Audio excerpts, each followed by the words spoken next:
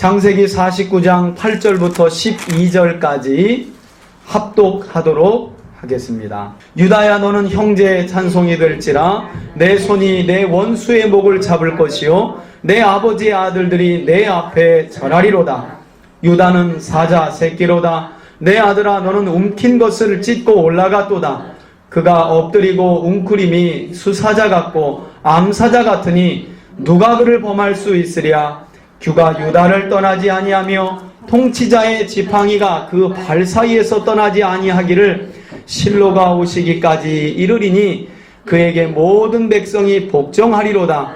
그의 나귀를 포도나무에 매며 그의 암나귀 새끼를 아름다운 포도나무에 맬 것이며 또 그 옷을 포도주에 빨며 그의 복장을 포도즙에 빨리로다. 그의 눈은 포도주로 인하여 붉겠고 그의 이는 우유로 말미암아 희리로다. 아멘. 예, 할렐루야.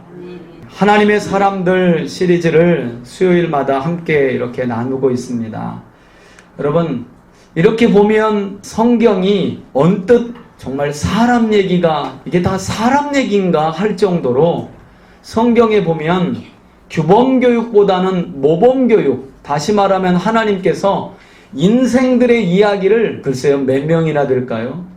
수백 수천 명의 사람들의 인생 이야기를 성경에 하나님께서 구구절절 이야기하시면서 하나님이 도대체 뭘 원하실까? 왜 하나님 말씀만 하시지 않고 우리가 창세기 살펴보았는데 아브라함도 이삭도 야곱도 그 외에 그렇게 많은 사람들의 이야기를 하나님이 성경에 기록하게 하시고 그 사람들을 통해서 도대체 우리에게 바라시는 것이 무엇일까? 한마디로 말한다면 본받을 사람의 삶을 본받고 본받지 말아야 될 사람의 삶을 어떻게 해요? 본받지 말라는 거예요. 그래서 어떤 인생이 행복한 삶을 이 땅에서 가치 있게 살다가 갔으며 어떤 인생이 우리가 보기에는 세상 것을 다 가진 것 같고 다 누린 것 같지만 헛되고 헛되며 헛되고 헛된 인생을 살다 갔는지를 성경이 우리에게 많은 사람들의 인생의 역사를 통하여 교육하고 있는 거예요. 왜 그렇게 말씀하고 계실까요? 한번 따라합시다. 너희는 그 길을 따르지 말라. 예, 이거 하나죠. 그래서 이렇게도 많은 사람들의 이야기를 하나님이 성경에 기록하고 있는 거죠. 규범교육만 하나님이 성경에 넣으셨다면요, 성경은요 그냥 하라와 하지 말라로 끝나요. 그리고 이렇게 두꺼울 필요가 없는 거예요. 말하자면 그냥 레위기 한 권이면 끝나는 거죠. 하라, 하지 말라. 그런데 성경이 왜 이렇게 많은 사람들의 이야기를 하고 있느냐? 여러분, 타락한 죄인의 본성을 가진 인간은요, 규범교육만 딱 손에 쥐어주면요, 반항심이 벌써 마음에서 푹 올라와요. 하라와 하지 말라만 딱 주면. 그죠? 우리 아이들도 그렇죠. 매사에 우리가 자녀 교육을 할 때, 야, 너 그거 그렇게 하라 그랬잖아. 그거 하지 말라 그랬잖아. 여러분, 당장 이틀만 그렇게 자녀를 따라다녀 보세요. 애가 집을 나가요. 그게 아니라 대부분 우리 자녀들은 뭘 보고요? 부모가 바르게 사는 삶을 이때는 어떻게 하고 저때는 어떻게 하는 걸 보고 그걸 거의 따라하죠. 그죠? 그래서 하나님이 우리의 마음을 너무 잘 아시기 때문에 규범교육보다는 모범교육의 많은 예를 성경에 넣어놓고 우리로 하여금 스스로 인격적으로 반응하여 은혜 받고, 와, 나도 아브람처럼 살고 싶다. 그러면 내가 어떻게 해야 될까? 생각하고 말씀을 따르고 기도도 하면서 그 인생을 따라갈 때 어떻게 해요?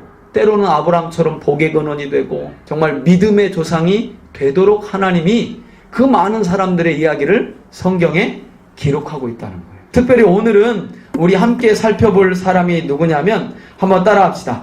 장자의 주권을 받은 유다. 장자의 주권을 받은 유다. 예, 우리가 지난 시간 야곱의 12아들 중에 장자인 누구에 대해서? 르우벤. 예, 장자의 기업을 르우벤은 어떻게 해요? 빼앗겼다고 그랬죠. 기억나시는 거 있어요? 르우벤? 르우벤은 어떤 사람? 선과 악을 분명하게 구별할 줄 아는 사람. 여러분, 그리스도인들이 딱 됐다고 하면요, 일단은 선과 악이 무엇인지 분별할 줄 알아야 돼요. 선과 악이다 하니까 너무 이렇게 큰 그림처럼 그려지죠. 우리 삶에 적용한다면 지금 내가 이 시간에 이걸 해야 될까? 이걸 해야 될까? 이걸 바르게 구별할 줄 알아야 되는 거예요. 그게 선과 악을 분별할 줄 아는 지혜예요. 있어야 될 자리에 없는 거, 이게 악인 거죠. 없어야 될 자리에 있는 거, 이게 뭐예요? 이게 죄죠. 그죠?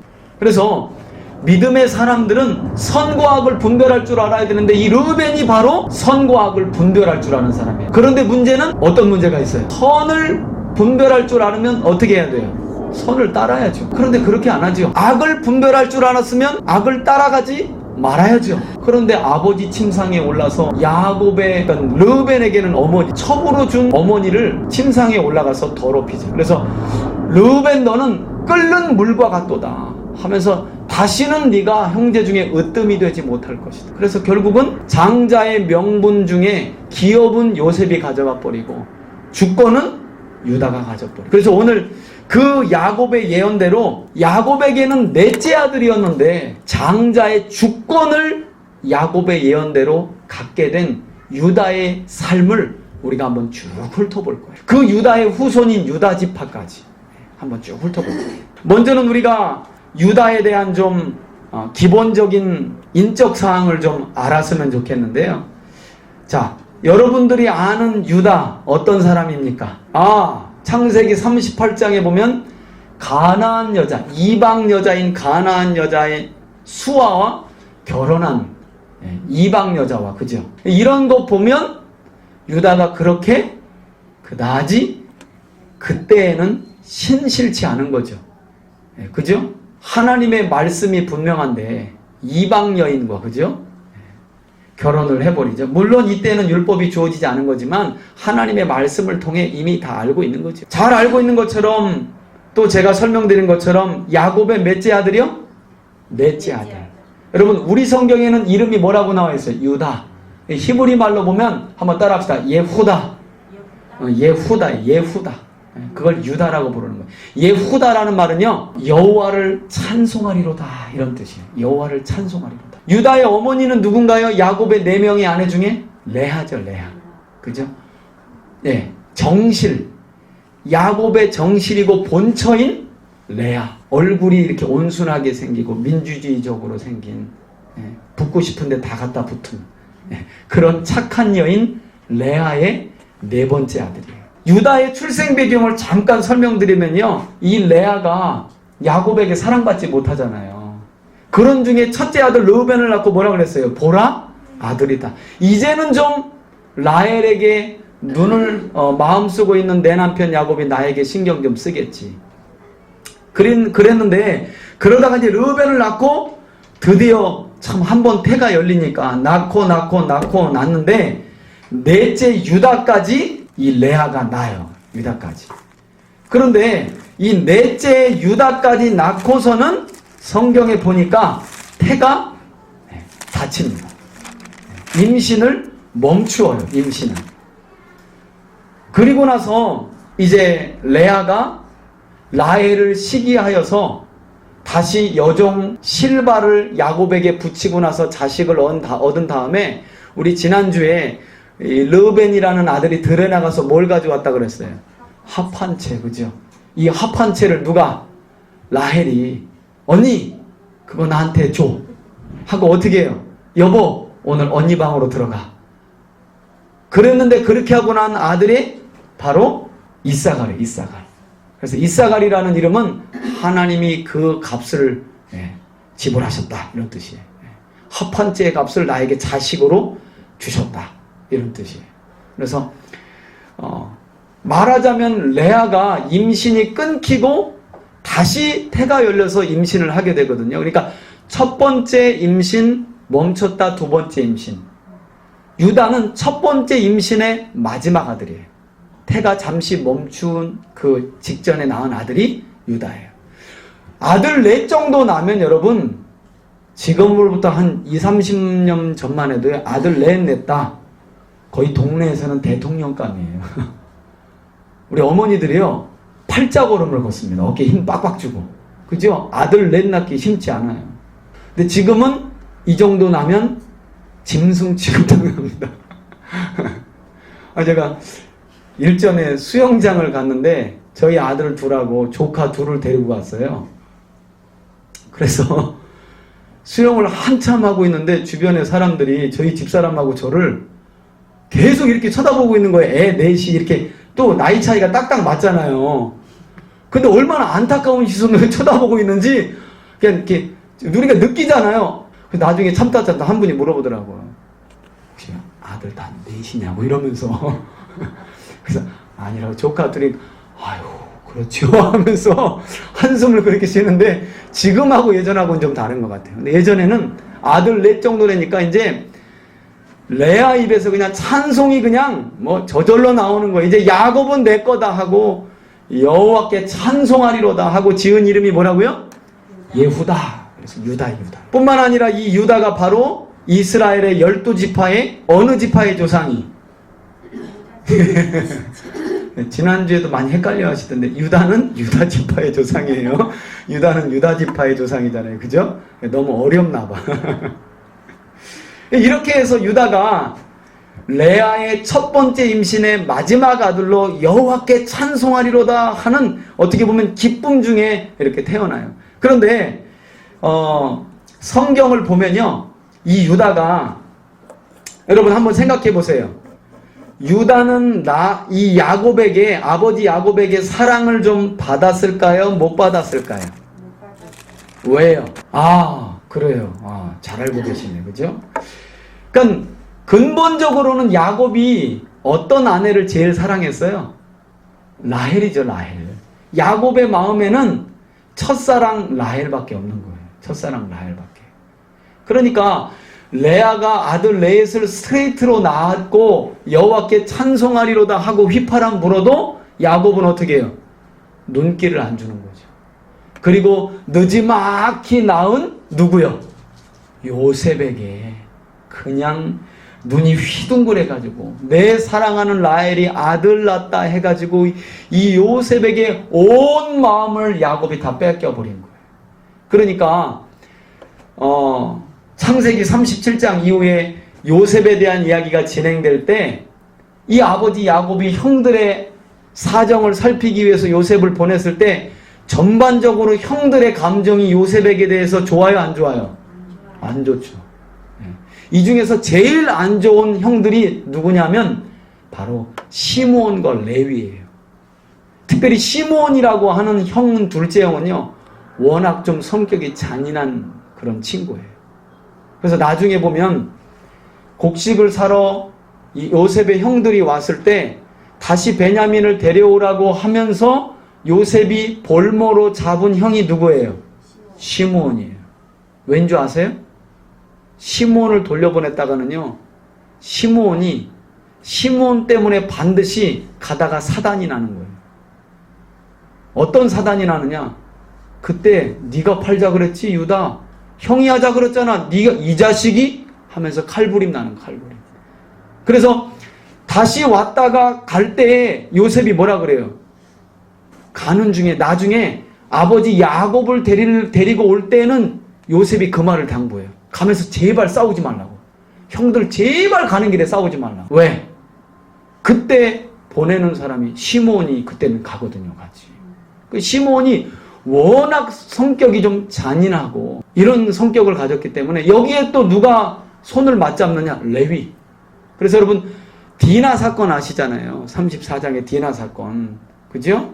이 세겜이라고 하는 추장이 야곱의 막내딸 디나를 간음한 사건 때문에 할례를 행하라고 하고 할례를 행하고 무방비 상태에 있는데 가서 칼로 시몬과 레이가 어떻게 해요?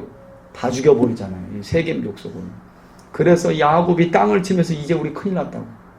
이렇게 비겁한 방법으로 죽였으니 가나안 남은 족속이 다 연합하여서 아마 우리 죽이려고 덤벼들 거라고. 네 두 놈들 때문에 우리 죽었다고. 그렇게 원망불평을 하죠. 그래서 요셉을 팔 이때에도 누가 가장 나서기 쉬웠느냐? 바로 시몬과 레위예요. 레위. 시몬과 레위. 오자마자 딱 보는 거 보고 어떻게 해요? 저놈 꿈꾸는 자가 오는도다 하고 창세기 37장에 보니까 어떻게 해요? 죽여버리죠. 죽여버리죠. 그때 우리가 지난 시간에 본 것처럼 르우벤이 나서죠? 뭐라고 그래요? 야, 죽이지는 말자. 아무리 해도 안 되니까요. 르우벤이 나서가지고 뭐라고 하냐면 그냥 구덩이에다 던져놓자. 왜? 동생들이 좀 멀리 가축을 치러 간 사이에 르우벤이 꺼내가지고 아버지에게 보내려고 했거든. 그랬는데 큰형 말을 안 듣는 거예요. 여러분, 그 정도 되면 큰형이 어떻게 해야 돼요? 야, 이놈들아! 이놈들이 아버지가 사랑하는 요셉을 안 돼! 하고 분명히 말해야 되는데, 잘못된 건 알지만 르우벤은요, 선을 분별할 줄 알지만 그다지 그 선을 따르려고 노력을 안 해요. 그러다가 나중에 형제들이 어떻게 해요? 요셉을 팔아버리죠. 그런데 문제는 그 요셉을 미디안 상인에게 파는데 역할을 했던 사람이 바로 누구예요? 유다. 이 유다가 성경에 보면 우리 한번 찾아봅시다. 37장 26절. 한참을 르우벤과 시므온과 레위 중심으로 된 형제들과 막 다투고 있는 거예요. 죽이자, 죽이지 말자. 그러다가 마침 이 이스마엘 이 상인들이 그 길을 지나가는데 26절에 보니까 유다가 형제들에게 요셉을 죽이려고 하는 형제들에게 제안을 합니다. 26, 27절 다 같이 한번 읽어봅시다. 시작. 자기 형제에게 이르되 네가 우리 동생을 죽이고 그의 피를 덮어둔 딸 무엇이가 자, 그를 이스마엘 사람들에게 팔고 그에게 그것을 주지 말자. 그는 우리의 동생이요 우리의 혈육이니라 하며 그의 형제들이 전청하였더라. 예. 그래서 요셉을 죽이자고 했던 형제들이 유다의 제안을 받고 이스마엘 노예 상인에게 은을 받고 팔아버리는 거죠. 그죠? 은을 받고 팔아버리는 거예요. 은 20에 요셉을 파는데요. 여러분, 여기서 잘 보면 유다가 어느 정도 중재 역할을 한 거죠. 그죠? 유다가, 그죠? 그런데 저는 여기에서도 그다지 유다를, 이제 이 부분을 보면서 유다를 긍정적으로 보는 면이 있고요. 또 부정적으로 보는 면이 있어요. 여러분, 유다의 말이 너무 맞고 여기서 유다가 나서준 건 아주 긍정적인 모습이에요. 동생을 죽이는 것보단 낫잖아요. 그죠? 그잖아요. 죽이지 말고 우리 손에 피를 묻히지 말고 그냥 노예로 팔아버리자. 피를 묻혀서 뭐 하겠느냐. 그런 모습을 보면 죽이자고 하는 형제들보다는 나은 사람이에요. 그죠? 그런데 말은 맞지만 봐요. 우리의 동생이고 혈육이다. 그럼 팔면 돼, 안 돼요? 안 되는 거죠. 안 되는 거죠. 동생을 팔면 안 되는 거죠. 나중에 레위기에 나오는 율법에도요.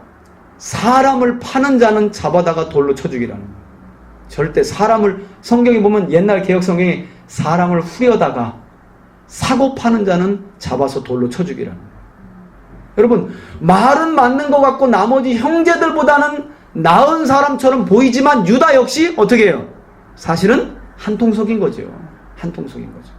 또 어떤 마음이 있었을까? 위에 형제들이 계속 한 말이 있거든요.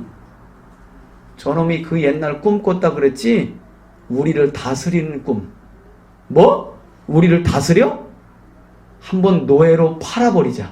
그래서 그가 우리를 다스리는 그 꿈이 어떻게 이루어지는지 한번 보자 하고 왕처럼 다스리는 꿈을 꾼 요셉을 어떻게 해요? 노예로, 부림받는 노예로 팔아버린 거예요. 그 역할을 했던 사람이 바로 유다예요. 유다.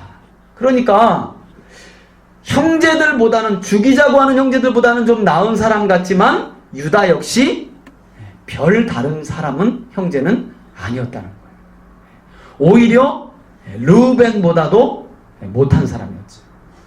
그리고 나서 창세기에 이 요셉 이야기가 시작되는데 갑자기 시작되자마자 38장에 한 장 전체를 누구에 대한 이야기로요? 유다에 대한 이야기로 채워져 있어요. 남은 장은요, 요셉에 대한 이야기, 그리고 야곱 족장에 대한 이야기로 마치거든요. 그런데 저도 이전에는 성경의 흐름을 잘 파악하지 못할 때는 야곱 족장에 대한 이야기 안에 요셉을 이야기 쭉 하고 있는데 왜 갑자기 느닷없이 요셉 이야기를 시작해놓고 38장에 유다 얘기가 쏙 전혀 맞지 않는 얘기가 쏙 들어가 있어요. 그래서 이게 뭔가 하고 봤더니 이제 앞뒤 잘라 있지만 이런 거예요. 유다가 형제들에게 요셉을 팔자고 제안했잖아요. 그리고 실제로 요셉이 팔린 뒤에 형제들은 아버지 야곱 앞에 와서 뭐라 그랬어요? 짐승에게 찢겨 죽은 것 같다 그랬죠. 그때 야곱이 막 죽겠다고 난리를 폈죠. 막 야, 내가 차라리 내 아들 따라 죽겠다. 그래서 특별히 요셉을 팔자고 제안했던 유다가 그런 아버지의 모습을 보면서 어떻게 해요? 너무너무너무 괴로운 거예요. 그래서 집을 뛰쳐나간 것 같아요. 아무리 봐도. 그리고 나서 지 눈에 좋은 대로 가나안 사람 수아라 하는 자의 딸, 수아라고 하는 사람의 딸을 취하여 38장 2절을 보니까 어떻게 해요? 결혼도 아니고 그냥 취하여 동침한 거예요. 데리고 동침했네요. 그리고 낳은 아들이, 첫째 아들이 3절에 누구래요? 엘. 이름은 참 또 잘 줘요. 하나님. 엘은 하나님이잖아요. 그죠? 둘째 아들은요? 오난이라고 그랬죠. 호난 아닙니다. 오난이에요. 오난. 셋째는요? 셀라라고 지어서 셀라. 이렇게 해서 세 아들을 낳았는데 문제는 유다가 장자 엘을 위하여 아내를 데려오고 6절에 다말이라고 하는 며느리까지 보았는데 이 장자 엘이 얼마나 악한 자인지 하나님께서 7절에 보니까 직접 어떻게 해요? 죽이셨어요. 그리고 수혼법에 의하여 죽은 형의 기업을 이어주도록 오난에게 부모님이 말을 하고 다말과 동침을 하려고 했지만 오난이 수혼법대로 기업을 잇지 않죠. 그래서 오난도 어떻게 해요? 하나님이 죽여버리세요. 그리고 나서 유다의 마음이 급한 거죠. 유다의 마음에 어떤 생각이 드냐면 이야, 이거 며느리 잘못 보면 집안이 망한다더니 우리 집이 꼭 그 꼴이구나 하고 막내 아들 셀라가 남았는데 다말을요 친정으로 보내버립니다. 말은 아주 좋게 말해요. 야, 아직 내 셋째 아들 셀라가 너와 동침하여 남은 형제들의 기업을 이어주기에는 어리지 않느냐. 그러니까 너 친정으로 가서 수절하고 있어라. 얘 다 크면 다시 불러와서 그 기업을 잇도록 해줄 테니까. 그런데 유다의 마음은 그게 아니라 이 들어온 며느리가 재수가 없어가지고 내 두 아들을 잡아먹은 줄 아는 거예요. 그 뒤에 이 다말이 얼마나 착한 며느리인지요. 이방 여자이지만 이 다말이 친정에 가서 기다리고 있다가 알아버렸어요. 뭘 알아버렸냐면 자기 시아버지인 유다의 막내 아들, 그러니까 도련님 셀라가 이제는 기업을 이을 만큼 장성한 걸 알아버렸어요. 그런데도 시아버지 유다가 자기를 불러요, 안 불러요? 안 부르는 거예요. 그래가지고요, 이 다말이요, 옷을 이렇게 가리고 변장을 해가지고 당시 여러분 이 신전에는 이방 신들의 신전에 가면 신전 창녀들이 있었거든요. 창녀들이 마치 신전의 창녀와 같이 변장을 해가지고요 시아버지 유다 앞에 나타나요. 이 유다가 아내를 잃고 나서 혼자 있었잖아요. 그래서 이 신전의 창녀인 줄 알고 자기가 가진 담보물을 자기 며느리 창녀인 줄 알고 자기 며느리 다말에게 주고요 동침을 해요. 창녀인 줄 알고. 그리고 나서 헤어지고 난 뒤에 자기 친구를 불러가지고 야, 우리 지난번에 양쳤던 그곳 있잖아. 그곳에 가면 이렇게 생긴 그 처자 있을 건데 내가 지난번 그 여자하고 동침하면서 담보물 준 거 있거든. 그것 좀 찾아다 다오. 그랬더니 그 친구가 가니까 거긴 창녀들이 없는 곳이라는데? 이상하다? 지난번 분명히 창녀가 몸을 팔아서 내가 그녀와 동침했는데 하고 났더니 갑자기 소문이 들리는 거예요. 어떤 소문이? 친정집으로 보내놓은 며느리 다말이 임신했다는 소식이. 그래가지고 유다가 여러분 얼마나 무서운 사람인지요.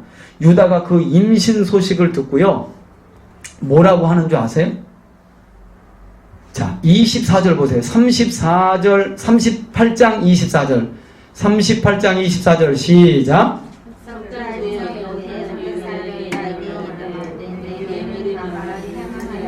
그 행음함으로 말미암아 임신하였느니라. 유다가 이르되 그를 끌어내. 와, 여러분 유다가 이런 사람이에요. 내 인연을 태워 죽여버리겠다. 이렇게 이를 갈고 간 거예요. 그래가지고 사람들도 데리고 갔겠죠. 그래가지고 너 인연, 응? 내 아들 둘 잡아먹은 것도 모자라서 인연아, 네가 창녀짓을 해? 내 너를 오늘 태워 죽여버리고 말겠다고 하는데, 아버지 그렇게 하세요 하면서 저와 동침하여 제 뱃속에 있는 아이를 갖게 한 남자의 담보물이 이거예요 하고 내놓는데 보니까 그 끈과 지팡이가 누구 거예요? 유다 거예요. 그러니까 유다는 한번 따라합시다. 할 말 없음. 할 말 없음이 되는 거예요. 그러면서 26절에 유다가 뭐라고 그래요? 유다가 그것을 자기 것으로 알아보고 이르되 뭐라 그래요? 너는 나보다 옳도다.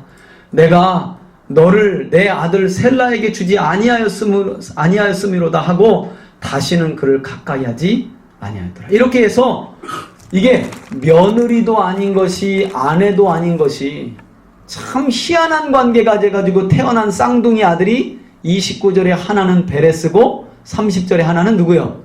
세라예요. 그래서 여러분 이 베레스를 통해 나중에 다윗이 나오는 거고 예수님이 나오는 거예요. 놀랍게도 이 아이러니한 족보 안에서 다윗과 예수님이 나오게 되는 거예요. 여러분 이 이후에 유다는 어땠을까요? 제가 볼 때는 한 보름 정도는 사람이 넋을 나간 것처럼 멍하고 다녔을 것 같아요. 밖에 나갔을까요? 어떻게 나가요? 저 새끼 저게 저 지 며느리하고 잠자가지고 저 어떻게 나가냐고 그걸. 그러니까 유다가 아마 얼마나 부끄러워했을까. 그러면서 또 한편으로는요, 지난날 모든 자신의 삶을 다 돌아보는 거예요. 언제적부터? 어렸을 때부터 쭉 돌아보면서 특별히 자기 인생의 큰 획이 되었던 요셉을 팔았던 일까지 돌아보는 거예요. 그러면서 이제는 유다 자신도 사랑하는 사람을 어떻게 해요? 잃어봤잖아요. 아내도 잃어보고 두 아들도 잃어보고, 그리고 자신의 욕정을 다스리지 못하여 이게 며느리를 통해서 쌍둥이 아이가 나왔는데 얼마나 수치스럽고 부끄러운 일이에요 이게. 여러분 이 말을 그냥 넘기면 안 돼요. 다시는 유다가 며느리에게 가까이 하지 않았더라. 이 말이 되게 중요한 포인트예요. 유다가 어떻게 했다는 거예요? 죄로부터요 완전히 180도 돌아섰다는 거예요. 여러분 사실 그 당시는요 그렇게 하면 할 수 있는 거예요. 여자는 그냥 재산 목록 중에 하나 정도였기 때문에 이방 지역에서는 특별히 그냥 그렇게 해버려도 되는 거예요. 그런데 성경이 뭐라 그래요? 다시는 유다가 며느리와 함께 어떻게 해요? 그를 가까이 하지 않았다는 거예요. 이 말은요 유다가 자신이 잘못한 죄를요 철저하게 깨닫고 돌아섰다는 거예요. 돌아서고 어떻게 했느냐? 39절 이후에 보니까요 어느덧 다시 아버지 집에 와 있어요. 이렇게 해서 낳은 자식 둘을 데리고요 집에 와 있어요. 집에 와 있어요. 그리고 나서 이제 창세기 43장에 보면 흉년이 들어 아버지 야곱의 부탁을 받고 애굽에 내려갔는데 자신의 제안으로 팔았던 요셉이 뭐가 돼 있는 거예요? 총리가 돼 있는 것 아니겠어요? 그런데 요셉이 좀 꾀를 쓰죠. 형들이 옛날의 형들인가 아니 좀 변화됐나 하는 걸 마음을 떠보기 위해서 누굴 데려오라는 거예요? 자신과 친혈육인 베냐민을 데려오라고 그래요. 베냐민을. 그래서 곡식 들고 가는 중에 보니까 여관에서 보니까 돈다발이 그대로 들려있고 막 형제들끼리 야 이거 큰일 났다. 하나님이 어찌하여 이런 일을 우리에게 행하느냐. 아무튼 모르겠다. 가서 아버지한테 말해보자. 하고 집에 도착해가지고 아버지가 야 아들 왔구나 하고 있는데 곡식 자루를 펴는데 그 안에 다 뭐가 들어있는 거예요. 돈다발이. 그런데 누가 안 보여? 시므온이. 그러니까 또 야곱분들 자기중심적으로 생각하잖아요. 아휴 야 이놈들아. 아무리 곡식이 중요해도 그렇지 네 형제를 또 팔아먹고 왔느냐. 그러면서 절푸덕 주저앉아 있는데 더 기가 막힌 건 얘네들이 뭐라 그래요? 아버지 여차저차해서 저차저차한데 애굽의 총리가 누구도 데려오라고 베냐민도 데려오라는데요. 그러니까 막 야곱이 눈이 돌아가는 거죠. 이 자식들이. 내 사랑하는 아들 그 옛날 요셉도 잡아먹고 나서 또 베냐민까지도 차라리 나를 죽이라고 이놈들아. 나를 죽이고 데려가라고. 그때 나선 사람이 누구예요? 르우벤이요. 르우벤. 첫 번째 르우벤. 르우벤이 뭐라고 그래요? 아버지 제가 이 베냐민을 데려가서 다시 못 데려오면 제 아들 둘 있죠. 둘. 이 아들 목을 치세요 아버지. 그랬는데 성경에 보니까요 이미 이때에는 르우벤이 아버지의 친상을 더럽힌 다음에 그러니까 아버지로부터 장자의 신임을 어떻게 해요? 이미 잃었어요. 야곱이요 끔찍도 안 해요. 그런데 43장에 보니까 3절에 그때 누가 나서는 거예요? 유다가 딱 나서요. 그러면서 하는 말이 아버지에게 말합니다.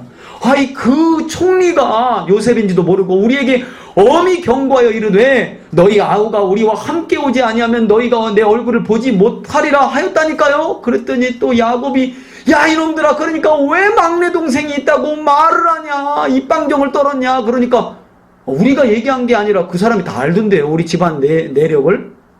그러니까 야곱이 막 왜 얘기했냐고 막 이 자식들을 막 탓을 합니다. 탓을 해요. 그때 유다가 아버지에게 8절에 보니까 다시 말하죠. 뭐라고 말해요? 저 베냐민과 저를 보내시면 우리가 곧 가겠습니다. 그러면 우리와 아버지와 우리 모든 어린아이들이 한번 따라합시다. 다 살고 죽지 아니하리이다. 여러분 이제 뭔가 좀 우리에게 지혜가 좀 필요한 것 같아요. 여러분 이런 것 보면요 르우벤은요 꼭 책임질지 못한 말을 하는 사람인 것 같아요. 책임지지 못할 말을. 제가 베냐민 데려가는데 못 데려오면 제 아들 둘 죽여버리세요. 근데 유다는 그게 아니에요. 아버지 그런 섣부른 그 당시에는 아버지에게 먹힐 것 같지만 그런 말 안 해요. 유다가 집을 나간 사이에 쓰디쓴 인생의 쓴잔을 마시고 고난과 역경을 지난 다음에 변화되고 성숙된 유다는요 그런 말 안 해요. 아버지 지금이라도 보내면 다 살 거예요. 다 살 거예요. 그 말을 하는 거예요. 그러면서 뭐라고 그래요? 9절에 내가 그를 위하여 한번 따라합시다. 내가 그를 위하여.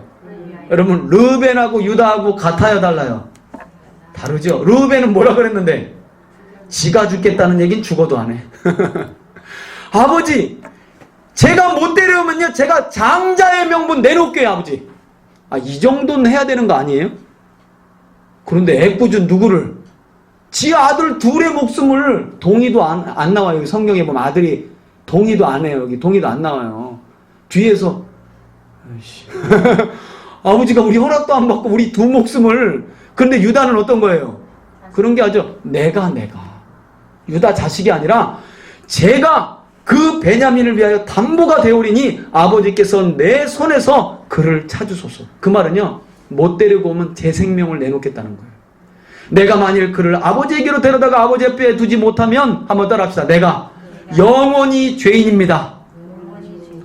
이런 말을 하는 거예요. 바로 몇 장 전에 유다하고는 어떻게 해요? 전혀 다르죠. 전혀 다르죠. 그러면서 하는 말이 아버지 베냐민 보냈으면 벌써 2번은 왔다 갔다 했습니다. 그런데 놀라운 건요 장자인 르우벤의 말에도 끔찍 안 하던 야곱이요 어떻게 해요? 유다의 말을 듣고요 허락을 하네요.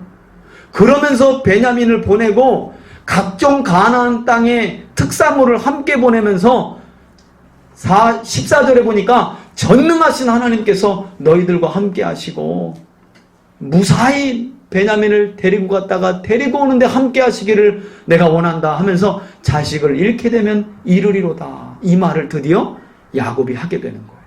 누구 말에 설득을 당한 거예요?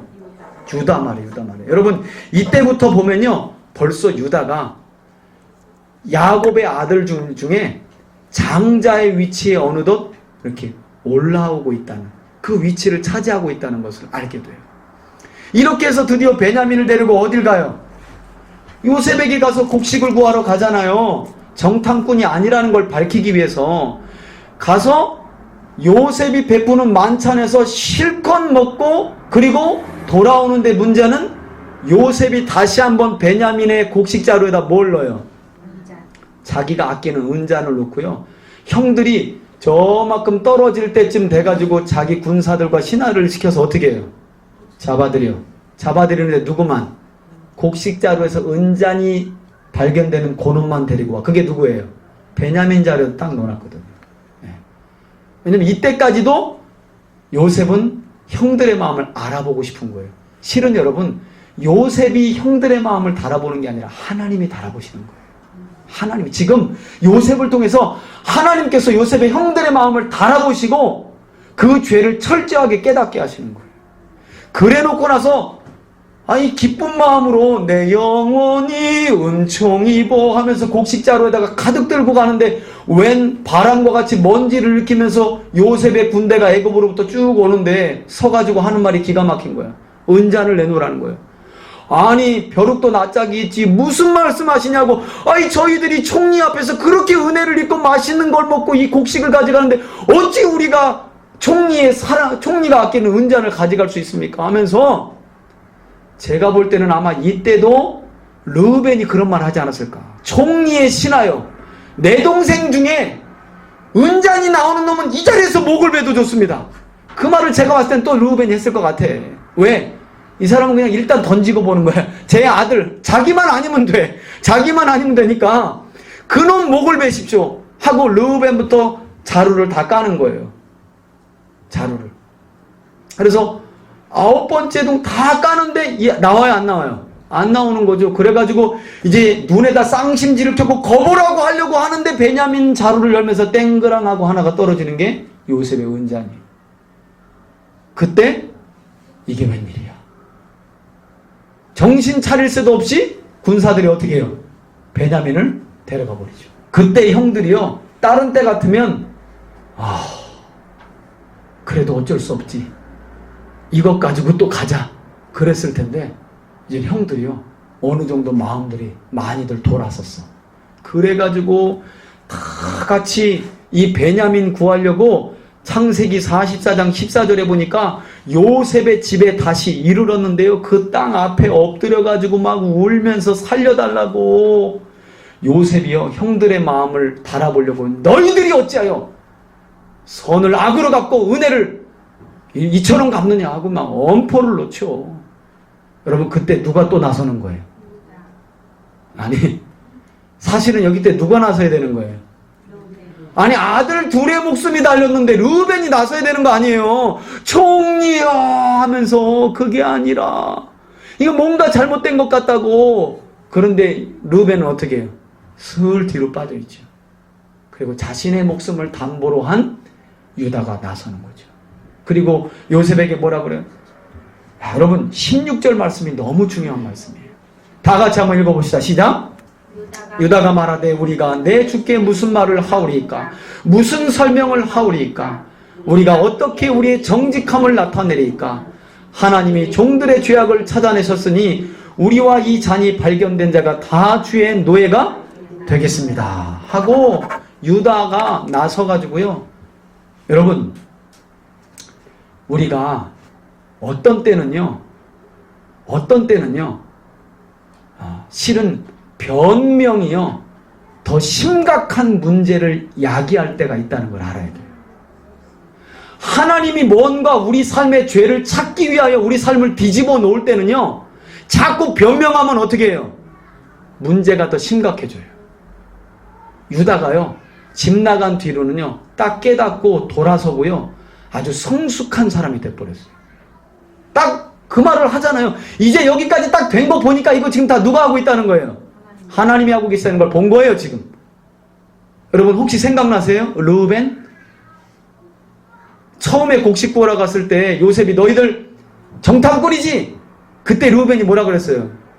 동생들한테 야 이놈의 새끼들아, 그러니까 그때 요셉 살려주자고 내가 그랬잖아. 이거 다 누구 탓이야?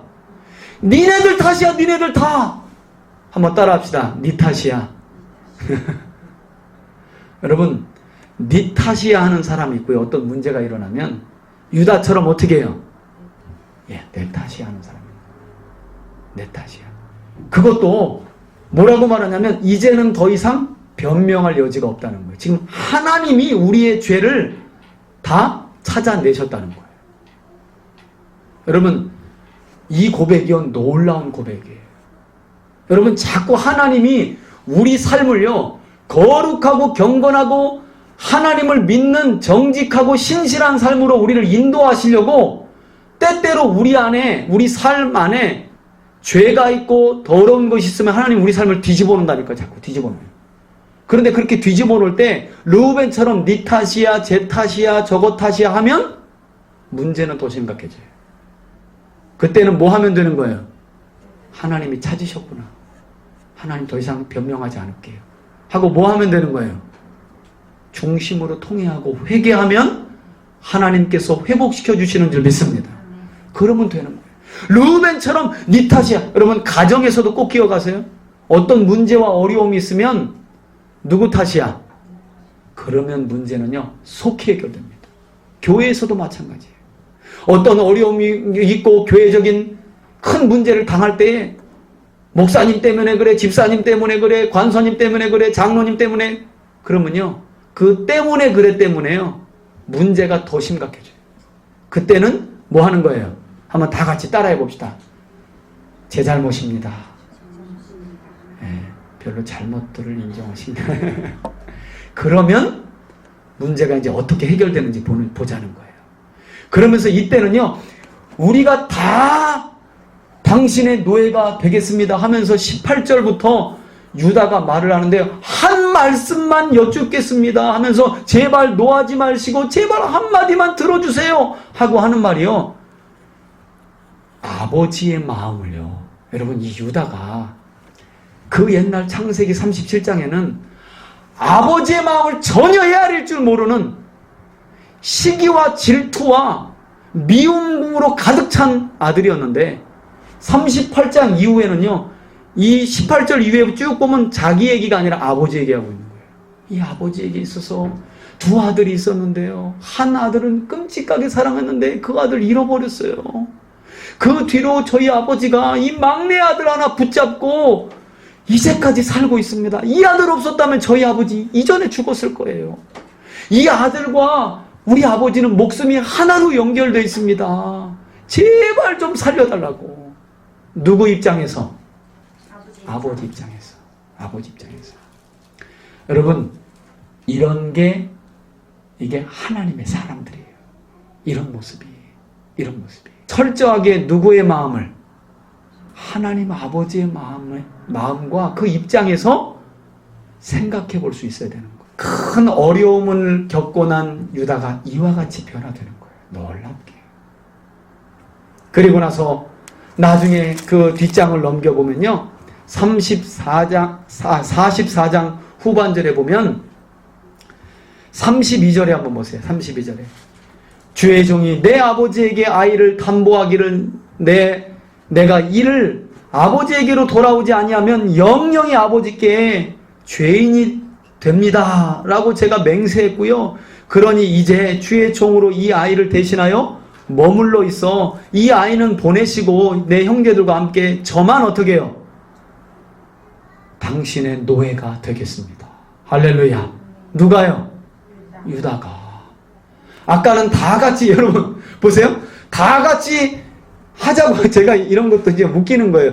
다 같이 당신의 노예가 되겠습니다 하니까 남은 형제들의 눈이 눈치를 주는 거예요. 왜 지 맘대로. 그리고 나서 보니까 약속한 것도 있고 유다가. 여러분 유다는 말한 대로 어떻게 해요? 지키죠.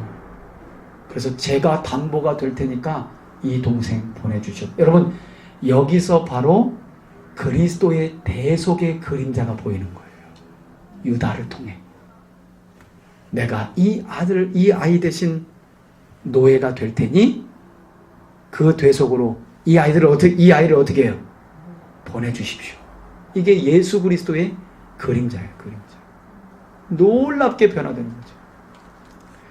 여기에서 요셉이요, 그만 그냥 45장에 보니까 막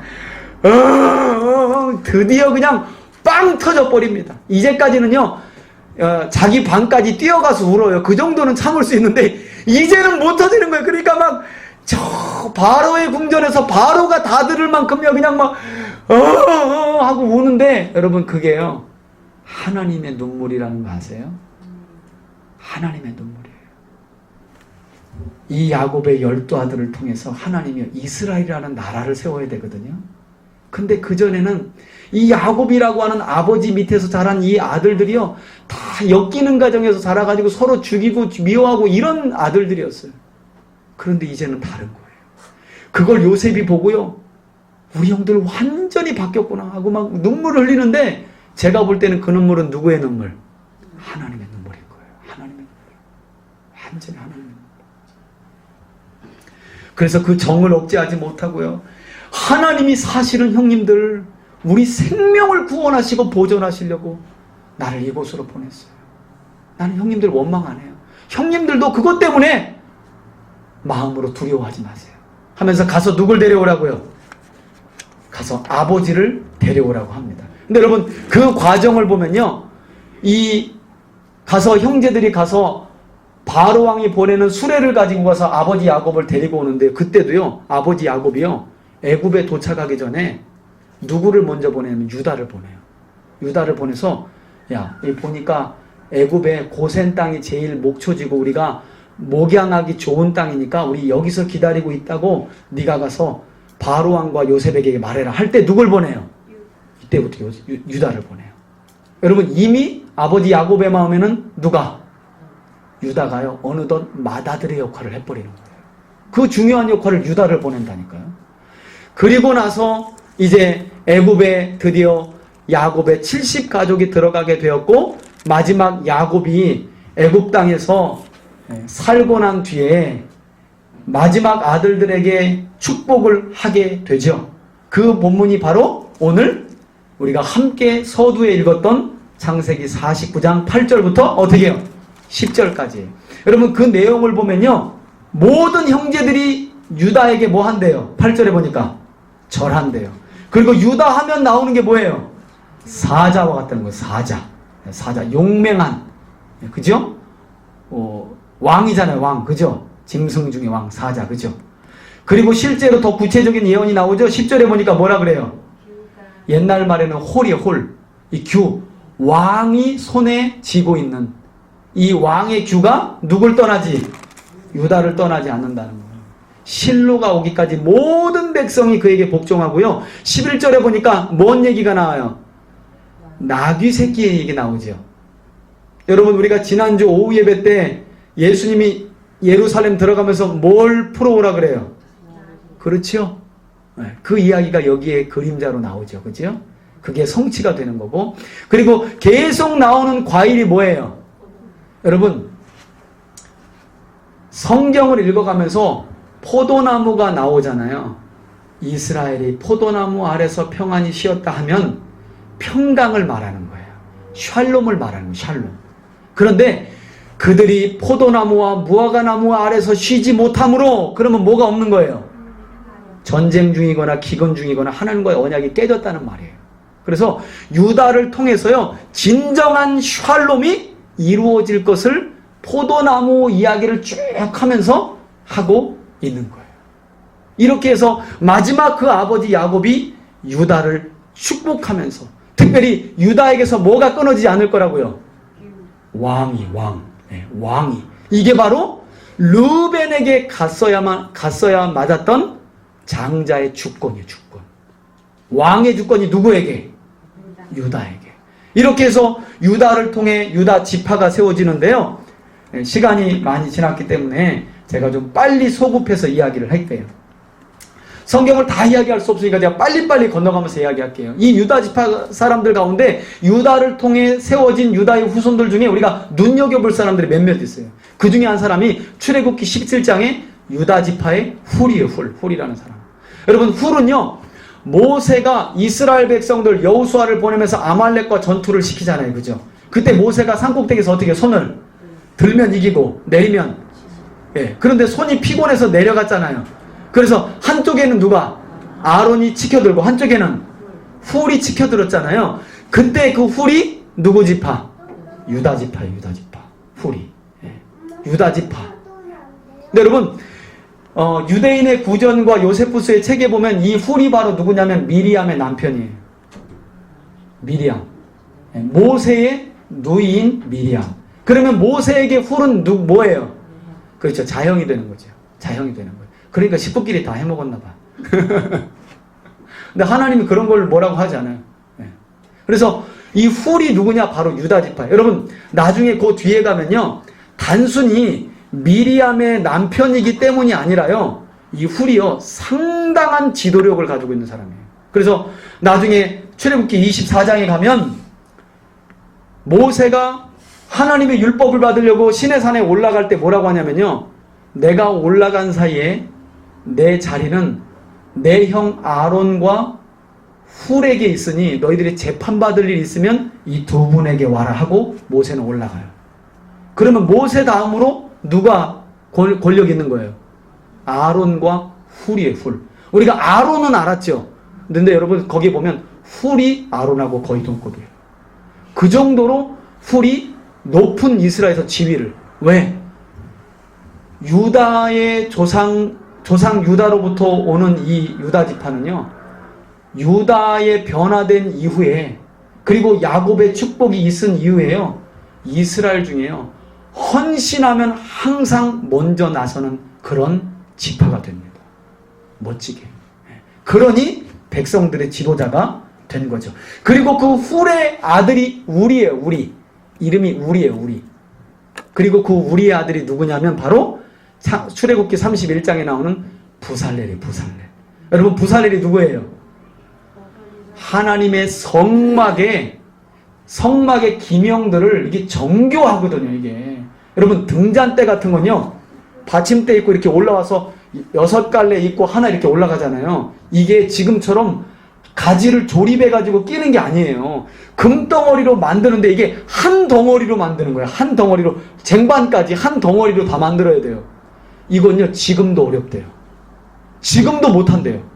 이걸 만들어서 끼면 하는데 금덩어리 하나로 이걸 만들기가 그렇게 어렵대요. 그래서 하나님이 뭐 하신 거예요? 하나님의 영을 부살렐과 오홀리압에게 부어주신 줄 믿습니다. 지혜와 재능의 영을요, 이 두 사람에게 총명의 영을 부어주는 거예요. 성령을. 그때 이 부살렐이 그 하나님의 영의 충만함으로 성막의 기명들을 다 만들어내죠. 유대인의 구전에 보면 왜 훌의 아들 부살렐인가, 이거에 대한 설명이 있는데요. 훌이요, 순교했대요. 언제 순교했냐면 모세가 시내산에 올라간 사이에 금송아지 만들잖아요. 아론을 부추겨가지고 이때 끝까지 반대하면서 금송아지는 안 된다, 모세가 꼭 내려올 거다라고 하면서 백성들 앞에 반대했던 사람이 누구요? 유다 지파의 훌이라는 거예요. 그때 유다가요, 돌에 맞아 죽었대요. 그래서 하나님이 그 순교의 피를 귀하게 여기셔서 그 손자를 어떻게 해요? 하나님의 임재의 상징인 성막의 기명을 만드는데 하나님의 영을 부어서 사용한 줄 믿습니다. 그래서 여러분, 하나님 앞에 드린 헌신은요, 절대 어떻게 해요? 땅에 떨어지는 법이 없는 줄 믿으시길 바랍니다. 떨어지는 법이 없어요. 훌의 그 희생과 헌신이요, 손자가 성막을 만드는 일에 하나님의 영을 부어서 그렇게 세우시는 거예요. 그렇게 세워진 사람이 바로 이 훌이에요. 뿐만 아니라 나중에 이 유다 지파 사람들 중에 이 성막이 완성된 뒤에 민수기 7장에 보면요, 성막이 완성된 것에 대해서 너무너무 기뻐가지고요, 이스라엘 12지파의 최고 지도자들이요, 성막이 완성된 게 너무 기뻐가지고요, 헌물을 가져와요. 수레와 짐승과 이런 헌물들을 똑같이 가져요. 똑같이.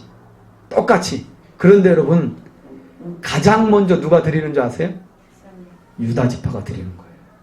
유다 지파 암미나답의 아들 나손이요, 제일 먼저 어떻게 해요? 하나님 앞에 헌물을 드려요. 아까 보니까 헌신도 누구 지파에서? 유다 지파에서. 그래서 하나님의 성막이 지어진 것에서 너무 감사해가지고 유다 지파가 제일 먼저는, 거기 보면 본래는 지파 순으로 하면 누구예요? 르우벤이 언급돼야 맞잖아요. 르우벤, 이렇게 르우벤부터 나와야 돼요. 르우벤, 시몬, 레위, 유다 이렇게 나와야 되잖아요. 근데 그게 아니라 유다 지파 암미다답의 아들 나손이요, 제일 먼저 하나님 앞에 기쁜 마음 드린 건 다 똑같아요. 내용을 보면 12지파 모든 내용이 똑같이 드려요. 그걸 다 언급해요. 설명은 제가 지난번에 드렸죠. 왜 똑같이 드린 걸 다 언급하느냐. 상 받아본 사람은 안다 그랬잖아요. 첫사람만 부르고 나머지 사람은 이하동문하면 기분 상 받으면서도 더럽잖아요. 그러니까 하나님이 다 똑같이 이렇게 드렸다 이렇게 똑같이 다 언급해요. 그때 제일 먼저 헌신한 사람이 누구라고요? 유다지파. 더 나아가서는 이 유다지파의 하나님이 헌신을, 이러한 헌신을 기억하셔가지고요, 민수기 10장 11절 위에 보면 드디어 1년 동안 시내산에서 머물다가 이스라엘이 인구개수를 하고 민수기에 보면 시내산을 출발하는데, 이때에 누구 지파를? 유다 지파를요, 행진의 맨 앞에 세워요. 이때 이미 누구도 인정하는 거예요. 하나님도 이제는 인정을 하는 거예요.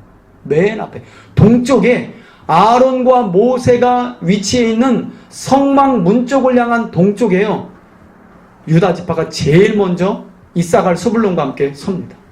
유다 지파가 제일 먼저 서요. 하나님께서 유다 지파의 헌신을 귀하게 보시고 세우시는 거죠. 그리고 여러분들 잘 아시는 유다 지파에서 하면 민수기 13장 14장 가데스 바네에서 정탐꾼을 보낼 때 유다 지파의 지도자로 누가 가는 거예요? 여분네 아들 갈렙이 가잖아요. 갈렙. 그죠? 이름의 뜻이 뭐라고요? 개. 근데 진짜 이름은 개 같은데 정말 충성스러운 사람이에요. 그죠? 어느 지파라고요? 유다 지파. 근데 원래 이 여분네 아들 갈렙은요, 이방인 출신이에요. 이방인 출신. 그런데 그 열심이 얼마나 특심인지 다른 지파하고는 잘 안 맞아. 정서가. 뭐 하면 제가 하겠습니다 하는데 르우벤은 말만 뱉어놓고 늘 뒤고, 다른 지파들은 눈치만 보고 있는데 딱 보니까 누구 사람들의 성향이? 유다 사람들의. 그래서 우리도 교회에서 교회 오고 나서 이렇게 모이는 성향을 보면 다 어떻게 해요? 다 그 사람끼리 모이잖아요. 가자 하는 사람들끼리 또 이렇게 한 그룹이 있고요. 사람들의 성향마다, 우리가 세상에서도 그런다니까, 기질과 성향대로 잘 모여요. 아마도 이 여분네 아들 갈렙은 원래 이방인인데 이스라엘 지파에 개종하여 들어오면서요, 지파를 딱 보니까 유다 지파가 자기하고 제일 감성이 맞는 거예요. 그러니까 그 지파로 들어와 버려요. 그리고 그 지파에 어떻게 해요? 지도자급이 돼가지고 정탐꾼으로 뽑혀서 가나안 땅을 정탐하고 돌아오는 거죠. 그때 어떻게 말해요? 하나님의 약속을 붙들죠. 10명의 정탐꾼이 못 들어간다, 그 땅. 못 된다. 그랬을 때 뭐라고 그래요? 하나님이 올라가라고 했다. 약속하셨다. 우리 올라가서 뭐 하자? 취하자 그러잖아요. 취하자. 하나님의 약속의 힘을 믿고 가자. 그래서 하나님이 갈렙을 이야기할 때마다 계속 빠뜨리지 않는 게 뭔지 아세요, 여러분? 그렇죠. 갈렙은 온전히 순종하여 약속의 땅에 들였다는 거예요, 하나님. 어떻게 순종했다고요? 온전이라는 말은요, 히브리어로 보면 완전이란 말이에요. 99개 순종하고 하나 불순종했다는 게 아니라 그 하나까지도 순종한 사람. 그래서 어디에 들어간 사람? 가나안 땅에. 너무 하나님의 마음에 기뻐가지고 하나님이요, 너 여호수아를 통해서 나중에 가나안 땅을 정복할 때 네가 갖고 싶은 땅 줄게 하고 백지수표를 하나님이 주셨어요. 실제로 나중에 여호수아와 함께 손잡고 가나안 땅을 정복하여 들어간 뒤에 땅을 분배하는데 여호수아 14장에 보면 그때 갈렙이 딱 나서가지고 뭐라 그래요? 45년 전과 지금이 내가 매일 반이다. 출입하기에 능하다. 그러니 지금 우리 형제 지파 중에 안 올라가려고 하는 땅이 어디냐? 제일 두려워하고. 보니까 어디예요? 헤브론. 그 땅을 어떻게 해요? 나에게 달라. 그래서 이 산지를, 그때 주께서 말씀하신 이 산지를 어떻게 해요? 내게 달라. 그래서 어떻게 해요? 올라가서 취하는 거예요. 그때 이 갈렙의 아우의 아들인 조카인 온니엘이 갈렙의 딸인 악사를 사랑해서 이 헤브론을 정복하는데 어떻게 해요? 앞장서잖아요.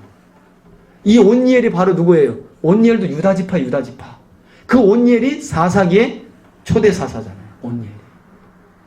그 내용을 쫙 보면요, 안 들어가야 될 내용들이 들어와요. 갈렙의 딸들 이야기까지 나와요. 악사에 대한 이야기가. 두 사람이 짝지어주고 났더니 온니엘이 헤브론 정복하고 있는데 그럼 니네들이 짝해. 그랬더니 악사가요, 아버지 갈렙에게 그래요. 아버지 땅 줘요. 그래. 이 맹랑한 것 좀 보게. 아버지 땅 주는데 샘물 있는 땅으로 주세요. 말하자면 평당 100원짜리가 아니라 평당 1억짜리 달라는 거예요. 그래서 제가 성경을 보니까 이 유다 지파는요, 하나님의 기업에 대한 욕심이 많아. 할렐루야. 하나님에 대한 기업에 욕심이 많아. 이 딸인데도요, 그렇게 하나님에 대한 기업. 온니엘도 하나님이 주셨으면 가야죠 하고 가서 헤브론 정복해버린 거예요. 여러분 기억하실지 모르겠지만 그 예전에 보면 책 중에 베스트셀러 된 거 있어요. 야베스의 기도 아세요? 원컨대 주께서 나에게 복에 복을 더하사 나로 환난을 하시고, 아시죠? 그 야베스의 노래. 그 야베스가 여러분 어느 지파인지 아세요? 유다 지파예요. 그 기도에 보면요, 어떤 내용이냐면 주께서 나에게 지경을 넓혀달라는 거예요. 할렐루야. 그러니까 이 유다 지파 사람들은 하나님의 기업에 대한 욕심이 많아. 할렐루야. 이 태생이 그래. 신앙 교육을 그렇게 받아버렸어요. 그래서 하나님이 주시는 은혜와 기업에 대해서 얼마나 욕심이 많은지 여러분들에게도 그런 좀 욕심이 있길 주의 이름으로 축원합니다. 얼마나 나중에 역대상에 나오는 이 야베스도 지경을 넓혀달라. 하나님의 지경에 대한 욕심이 많은 거예요. 여러분, 이 땅에서의 우리가 지경도 좋지만 이 땅은 요지경이잖아요. 그냥 지경이 아니라 어차피 가져봐야 요지경이고 내 이름 등기부 등본에다 올려봐야 30년? 40년이나 가나요? 여러분, 저 하늘에 있는 아버지의 집의 등기부 등본을 더 많이 가질 수 있기를 주의 이름으로 축원합니다. 아버지의 기업에 대한 여러분 좀 욕심을 가지세요. 이 유다 지파처럼. 그리고 나중에 이제 5경 마지막에 신명기 33장에 보면요, 모세가 죽기 전에 마지막 이스라엘 12지파를 축복하는 내용이 나오는데 거기에 보면 짧은 절이지만 한 절에 유다 지파에 대한 내용이 나와요. 하나님 유다 지파와 앞으로 함께 하시고 저들을 대적하는 대들을 향하여 하나님이 도우사 싸워서 이겨 주시옵소서. 실제로 그 예언대로요, 하나님께서 대신 싸워주는 한 왕이 태어나는 거죠. 그게 바로 누구예요? 다윗. 그래서 다윗이요, 여호와의 전쟁을 잘 수행하는 거예요. 왕으로서. 그래서 다윗 때에 온 사방에 샬롬을 가져와 버리죠. 그러고 나서 아들을 낳고 뭐라고 진 거예요? 네, 샬롬온이라고 진 거예요. 그래서 온 사방에 평화가 임한 뒤에 솔로몬은 뭐 하는 거예요? 재판에 이제 하나님의 백성을 다스리는 재판할 수 있는 지혜를 달라고 하잖아요. 그게 다 누구 지파에서? 유다 지파에서 나옵니다. 그리고 이스라엘의 왕들이 쭉 태어나고요. 나중에 남유다가 하나님의 남유다마저도 하나님의 언약을 깨고 바벨론으로 포로로 끌려가서 70년 뒤에 돌아올 때에도 역시 누구 지파가? 그래요. 그래서 1차 포로 귀한 지도자 총독이 누구예요?